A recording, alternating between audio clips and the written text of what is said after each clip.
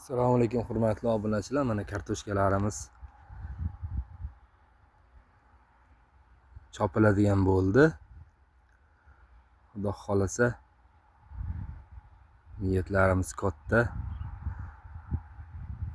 Kartoshka ekib yurmagan uchun endi yaxshi tushunmayman. Hozir 1 oy 5 kun bo'ldi mana shu holatga keldi. Bu kech emasmi?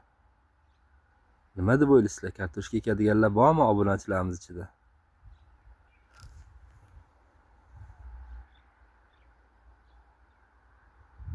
Nazarimda sal kechikkanga o'xshayapti.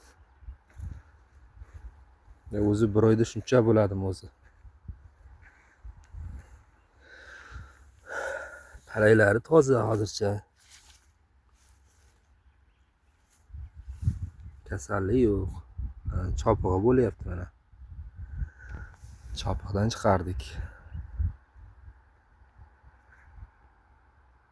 Bitta like bosib yuborasizlar. Fikrlaringizni izohlarda qoldirasizlar. Hammaga rahmat.